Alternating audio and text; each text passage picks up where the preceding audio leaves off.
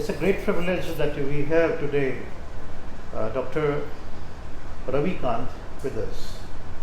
He's a very renowned physician and doctor in the medical field. Everybody knows this thing that he spends most of the time there in England and some other places of Europe also, and made so many things. His character and his working as like a milestone there in everything. So the weaver which was there in UK, you people, demanded for this thing that you wanted to see and you wanted to have a word with Dr. Ravi Kant. So today he is with me, and the main thing which is that the COVID is there. So could you please a little bit about this COVID-19?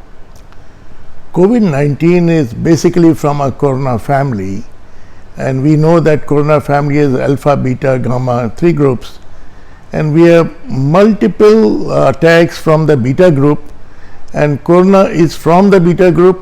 So in a way this attack was reasonably expected, but it will be such a scale it was not so expected.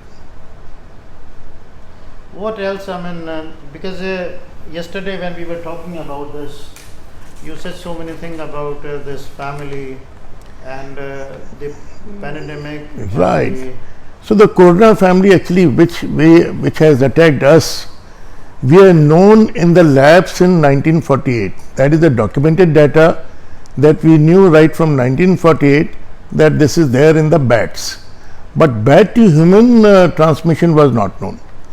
The other variety of the beta family of the corona family have caused H5N1, has caused H5N17 in 2003-4.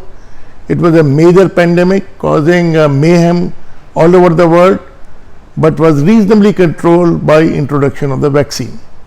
Then we had another major incident in 2009 when Middle East was totally in a way engulfed by Middle East respiratory virus, which is a coronavirus from beta family itself. So in a way it is not unusual to get it, but the scale at which it is there is phenomenal. As an institution head of many places, you were there in King George Medical University, which is very renowned one is there. So we just wanted to know that, you lead so many institutions in India and the hospital, the very renowned one. So what exactly, Indian people should take care of this as a prevention? Right now we understand that there is a receptor, multiple receptors on this particular virus, which is the Corona 2 virus or COVID-19 virus.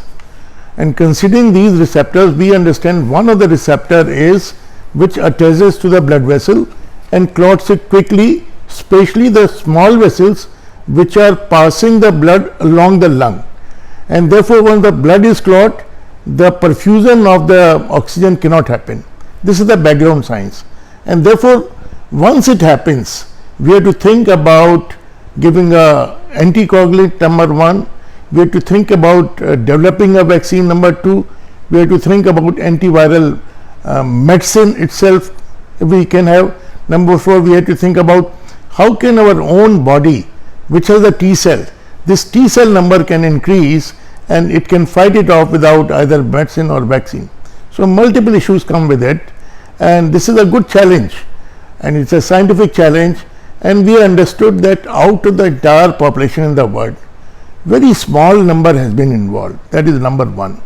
Number 2, out of those who are involved, 90% will become all right without any drug, without any therapy, without anything major intervention. The remaining 10% who are involved, they would need some support from the hospital, out of which 5% will need only oxygen or blood pressure support, but 5% will need ventilator support. So out of those who need a ventilator support, 5%, around 3 to 4%, 3%, say 50% of them die. That is the phenomena as on today. See, this thing that we are, this country is going through a very serious, and globally, every country is facing financial problem globally. So the India is having 1% of the GDP of this health. So today, as of now, today we have come to know that we are minus 3.7 in India. And similarly, it's not only in India, that's it, globally it's a 3% to maybe 4%. Every country is going down.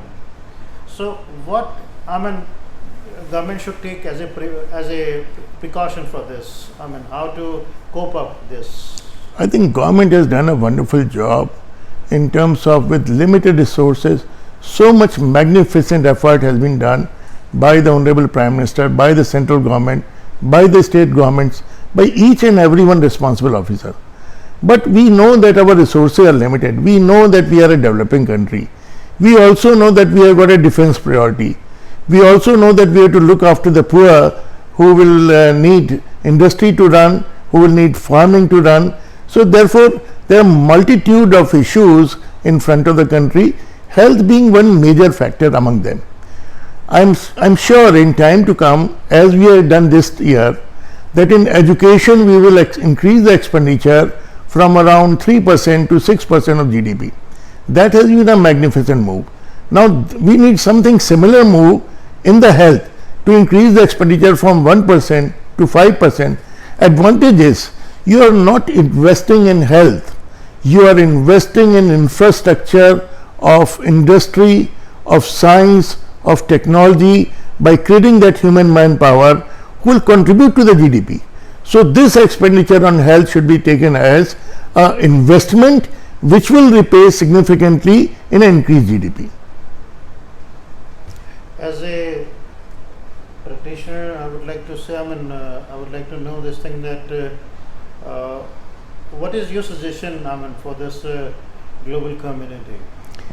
Global community, we have to realize that this is one of the very few opportunities in the world when almost all countries are trying by science and by other means, how can we help the human race?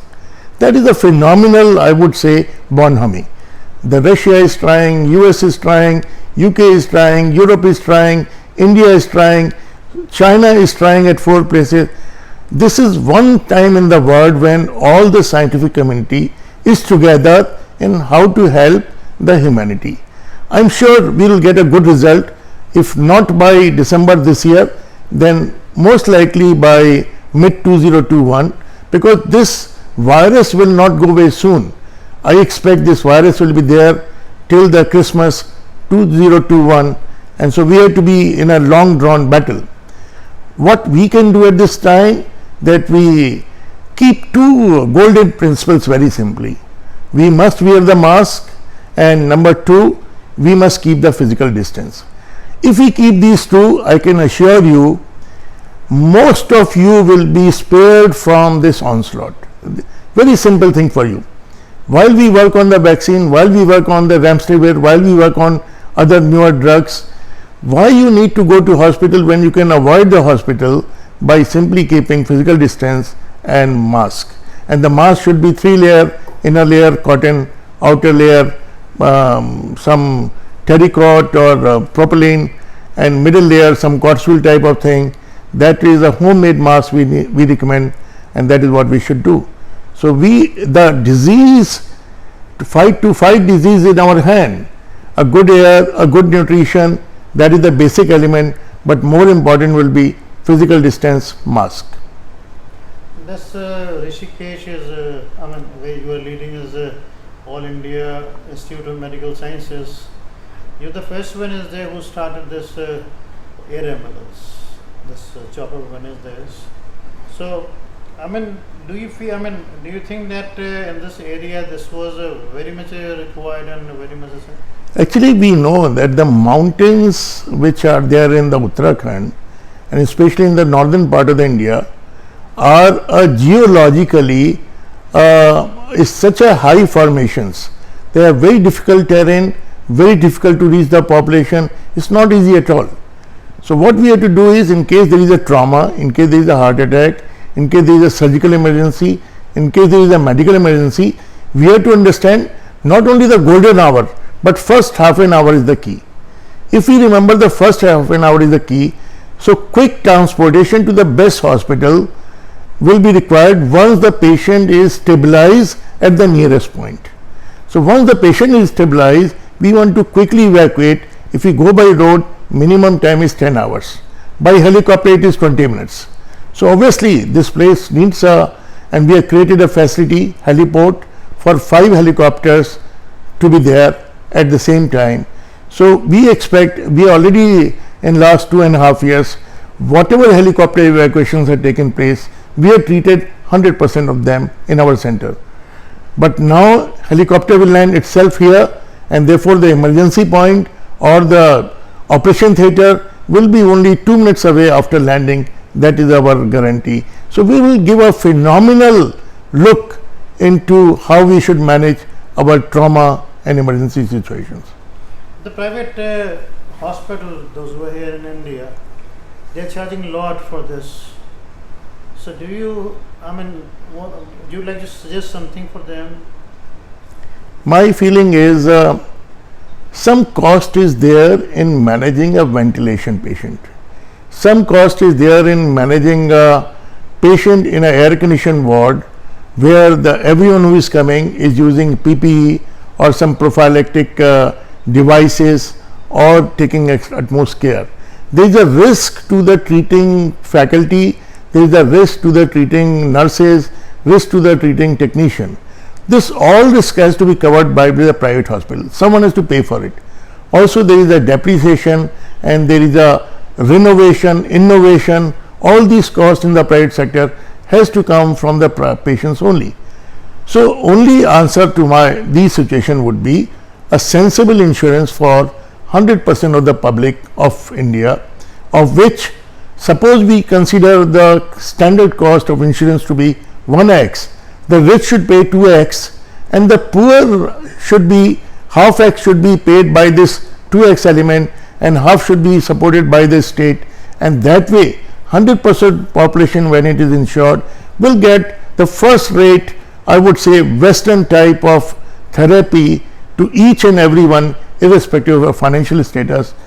We understand that the private sector actually is complementing by supporting 80% of therapy and medicine and disease burden in India. And therefore, I would support them by saying that they must be reasonable at this time, but at the same time we should also understand that there is a huge cost involved in private sector which has to be defrayed. What about this asymptomatic cases? What we have seen now, our 60 to 70% cases are asymptomatic. That is phenomenal. I mean, the world data is coming to 40%, but our case is 70%. I am talking RT-PCR positive. 70% of patients are asymptomatic and they can infect. They have got a huge viral load, they can infect. So I would say this is the time that other than mask and physical distance, nothing can save you. But asymptomatic patients do not require any expensive medicine. They do not require any expensive ventilation. They just require isolation and care, which can be good home care as well. What about the old age people and the children? We were reading about this very intensive thinking, why the old people are so susceptible. The answer is, earlier in their years, sometime the infection has battled their immune system and in a way damaged their immune system. On the contrary, young do not have. So already their immune system is damaged or battled out in a previous encounter with some other virus. In this situation, when this overwhelming infection comes in, it becomes almost impossible for them to handle. And therefore our advice is, anyone above 65, keep away, keep the physical distance, keep the mask, be cautious. You are at a target.